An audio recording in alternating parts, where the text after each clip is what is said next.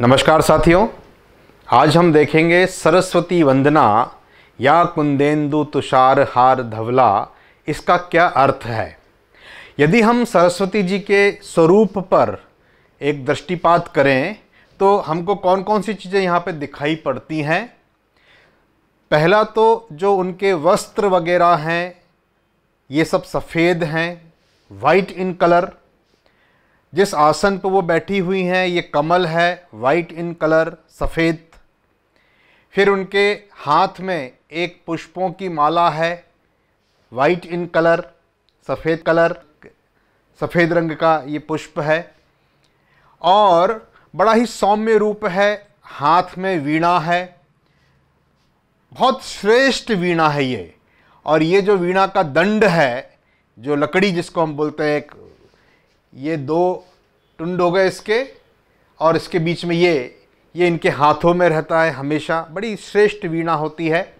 तो ऐसा कुछ स्वरूप हमको यहाँ पे इनका दिखाई पड़ता है। तो आइए हम जानते हैं सरस्वती वंदना का क्या अर्थ है। देखिए, या का मतलब है जो। हर भगवान के बारे में पहले उनके स्वरूप का वर्णन किया जाता है ताकि आप मन में उनकी छवि को धारण कर लें। इससे आपको उनसे कनेक्ट करने में, उनसे जुड़ने में आसानी होगी। यदि आप उनके स्वरूप का ध्यान कर पाएंगे तो बड़ी आसानी से हम जुड़ जाते हैं। यही कॉन्सेप्ट फ़ोटो के साथ भी होता है। जब हम किसी से जुड़ना चाहते हैं, जैसे वीडियो कॉलिंग है, ये क्या है, एक दूसरे को देख करके, उनको स्वरूप को देख करके हम उससे अच्छे से कनेक्ट कर पाते हैं।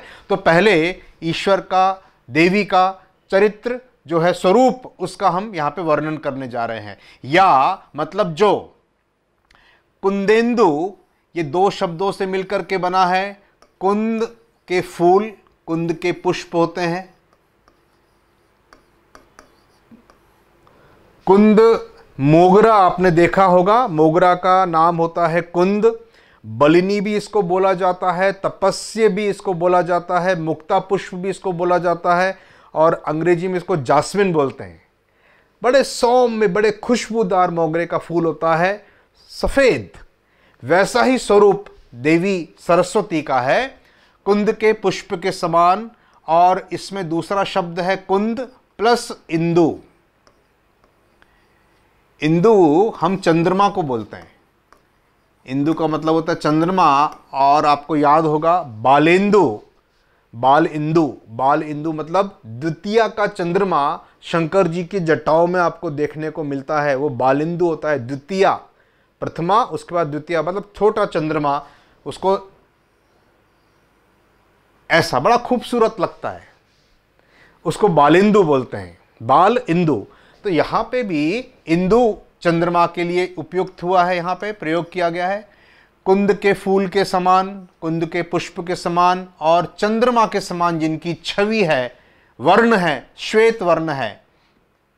तुषार, तुषार जब हवा में तापक्रम कम हो जाता है तो हवा में जो पानी की मात्रा होती है वो जम जाती है, और जम करके छोटे छोटे छोटे छोटे हिमखंड बन जाते हैं, हिम के पार्टिकल्स, आइस पार्टिकल्स। और वो कितने सफ़ेद सफ़ेद सफ़ेद सफ़ेद सफ़ेद सफ़ेद दिखते हैं, एकदम सूर्य की रोशनी में बड़े सुंदर दिखते हैं। हमारे भारत में तो बर्फ़ वगैरह कई जगह पर नहीं गिरती है, लेकिन जहाँ पे बहुत ज़्यादा ठंड पड़ती है दूसरे देशों में, वहाँ पे जब हिमपात होता है तो वो जो छोटे छोटे कण हैं, तुषार उनको बोला जाता है। हिम के कणों को, बर्फ, हिम के कणों को जो जम चुके हैं, हिम के कण, उनको तुषार बोला जाता है। सफ़ेद सफ़ेद सफ़ेद सफ़ेद। तो ऐसे उनके हार, हार मतलब माला, गार्लैंड, धवला, धवला का मतलब होता है वाइट, सफ़ेद, सफ़ेद कलर को धवला बोलते हैं। धवला में शुभ्र को भी सफ़ेद बोलते हैं, इसमें शुभ्र को।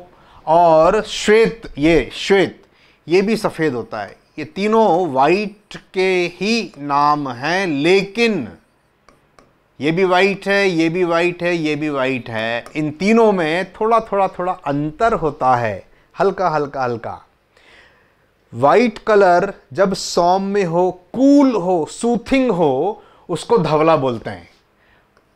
ठंडा, कूल एंड सूथिंग अगर आपको समझना हो, इसको धवला बोलते हैं। शुभ्र का मतलब होता है brilliant white. Brilliant white colour जो होता है उसको शुभ्र बोला जाता है। चमकता हुआ सफेद, सफेद चंद्रमा भी है, सफेद सूर्य भी है। चंद्रमा धवल है, सूर्य शुभ्र है। अब आप समझ गए होंगे, ब्रिलियंट वाइट शुभ्र कहलाता है। श्वेत मतलब white, pure white, this is called, श्वेत का मतलब होता है प्योर वाइट, नेचुरली जो वाइट है वो।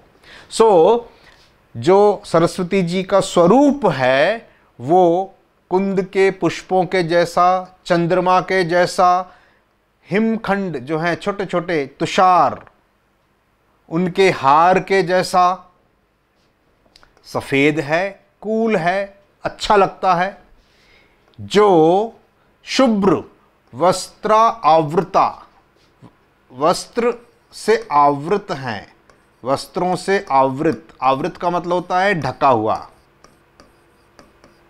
वस्त्रों से आवृत, आवृत का मतलब होता है ढका हुआ, कवर्ड मीन्स कवर्ड, कवर्ड। सो सरस्वती जी जो हैं वो सफेद रंग के वस्त्रों से आवृत हैं। आपने देखा पिक्चर में, आप देखिए सफेद रंग की साड़ी पहनी हुई दिखती हैं वो, तो शुभ्र वस्त्र आवृता, शरीर उनका ढका हुआ है सफेद रंग के वस्त्रों से। जो वीणा वर, वर का मतलब होता है श्रेष्ठ, चुना हुआ, मैंने आपको बताया है कई बार, चुना हुआ, श्रेष्ठ। दंड, जो वीणा है, वीणा में जो बीच वाला पोर्शन होता है, ये जो पोर्शन है ये वाला, इसको दंड बोला जाता है। दंड, मैं हैचिंग कर देता हूं, देखिए ये वाला पोर्शन जो है इसको दंड बोलते हैं। दंड मंडित करा, करा का मतलब है हाथ, जिनके हाथों में श्रेष्ठ वीणा का दंड है, दंड मंडित किया हुआ है, मतलब स्थापित किया हुआ है। जैसे महिमा मंडित करते हैं हम, महिमा का गुणगान करते हैं, महिमा के बारे में, उनके बारे में बताया जाता है, उनको स्थापित किया है। तो या वीणावर दंड मंडित करा, श्रेष्ठ वीणा के दंड को उन्होंने हाथों से पकड़ा हुआ है, मंडित किया हुआ है, धरा हुआ है। या जो श्वेत पद्म आसना, पद्म का मतलब होता है कमल, पद्म का मतलब होता है यहाँ पे कमल, कमल के आसन पर।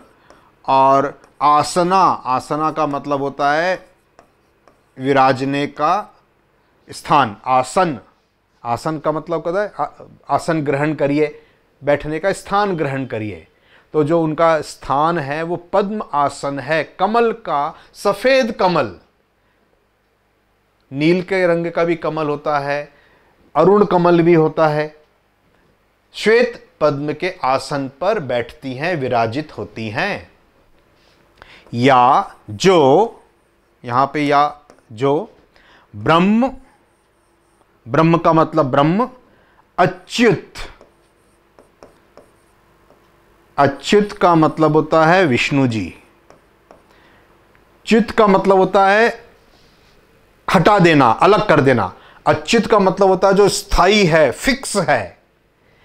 और यहां पे अच्युत का मतलब होता है विष्णु जी, विष्णु जी के लिए, विष्णु भगवान के लिए अच्युत का शब्द का उपयोग हुआ है। एक श्लोक भी आता है, अच्युतम केशवम कृष्ण दामोदरम, है ना, कृष्ण दामोदर। कृष्ण भगवान को दामोदर क्यों बोलते हैं मालूम है आपको? दाम का मतलब होता है रस्सी, बांधना, और उदर का मतलब होता है कमर, पेट। कृष्ण भगवान को उनकी मैया ने कमर में रस्सी लपेट के बांध दिया था, दामोदर, इसलिए उनको दामोदर बोला गया। तो अच्युतम केशवम, अच्युत का मतलब विष्णु जी और शंकर जी, तीनों बड़े भगवान, ब्रह्मा, विष्णु सृष्टि के रचयिता, सृष्टि के पालन करता, सृष्टि के संहार करता शंकर जी। प्रभृतिर्भी देवई सदा वंदिता, सदा का मतलब हो गया हमेशा, हमेशा ऑलवेज। देव है मतलब ये वाले देवतागण, देवतागण। वंदिता का मतलब होता है वंदन करते हैं, उनका हमेशा वंदन करना, उनकी स्तुति गाना, उनकी बढ़ाई करना। प्रभृति भीर, इसका मतलब होता है ये सारे जो हैं तीनों देवता, ब्रह्मा, शंकर और विष्णु जी। प्रभृति का मतलब होता है जैसे, प्रभृति मतलब होता है जैसे। इतने बड़े बड़े देवता, इनके जैसे देवता देवी की सदा वंदना करते रहते हैं। वो देवी मेरी, अब हम सरस्वती जी से प्रार्थना कर रहे हैं कि वो मेरी भी रक्षा करें। सा माम पातु, पातु का मतलब होता है रक्षा करना, रक्षा करें। माँ सरस्वती भगवती, भगवान मेल वर्शन है, देवी फीमेल वर्शन है, भगवती भगवान का फीमेल वर्शन हुआ, भगवती। तो ऐसी माँ सरस्वती जो भगवती हैं, निःशेष, शेष का मतलब होता है बचा रहना, शेष रहना। निःशेष का मतलब है बचा ना रहे, कुछ भी शेष ना रहे, बचा ना रहे। जड़, जाड्या मतलब जड़ रूपी अंधकार, जाड्या धकारा पहा भी इसको बोला जाता है। जड़ अंधकार, जो जीवन में अंधकार है, जो जड़ हो गया है, जा ही नहीं रहा, फिक्स हो गया है, उसका वो नाश करें। जाड्या पहा का मतलब हो गया समाप्त करें, समाप्त करें, उस चीज का एंड कर दें, खत्म करें, हमारी रक्षा करें। और जीवन में जो अंधकार है, जो जड़ के रूप में स्थिर हो करके, जड़ का मतलब होता है जो चलायमान ना हो, परिवर्तनशील ना हो, उसको कहते हैं जड़, जड़मती। सो सरस्वती देवी से हम प्रार्थना कर रहे हैं कि हे सरस्वती भगवती, आप हमारी रक्षा करें, माम मेरी रक्षा करें, और मेरे जीवन में जो अंधकार जड़ कर गया है उसको समाप्त करें, उसको वह बचा ना रहे। ऐसी सरस्वती जी की हम वंदना कर रहे हैं। शुक्लाम ब्रह्म विचार सार परमाम आद्याम जगत व्यापिनीम, इसका मतलब देखिए क्या है। शुक्लाम, शुक्ल का मतलब है सफेद, श्वेत, शुक्ल यहाँ पे। ब्रह्म विचार सार परम, परमाम, ब्रह्म के जो विचारों का सार है, ब्रह्मांड में जो ऊर्जा व्याप्त है, उन सब विचारों का जो सार है सरस्वती जी के लिए बोला जा रहा है। आद्याम जगद व्यापिनीम, आदि शक्ति जैसे बोलते हैं ना, आद्याम का मतलब होता है आदि शक्ति। आदि शक्ति का मतलब होता है जब संसार बना था, बन रहा था, तब से जो शक्ति विराजमान है देवी के स्वरूप में, उनको आदि शक्ति बोलते हैं। आदि शक्ति भवानी की, जय दुर्गे महारानी की। तो इन शक्तियों को उस समय से जोड़ा जाता है जब ये ब्रह्मांड की उत्पत्ति हुई थी। तो आद्याम का मतलब है आदि शक्ति हैं। जगत पूरे संसार में, व्यापनी, व्यापनीम का मतलब होता है व्याप्त है, फैली हुई हैं। व्याप्त का मतलब यहां पर है फैली हुई।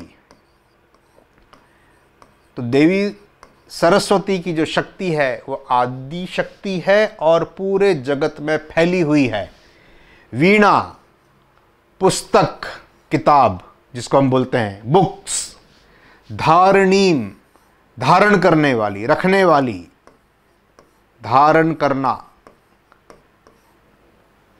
अभय दाम, अभय देने वाली, मतलब अभय, भय जिसको नहीं हो वो अभय, भय जिसको नहीं हो, जिसको डर ना हो उसको बोलते हैं अभय।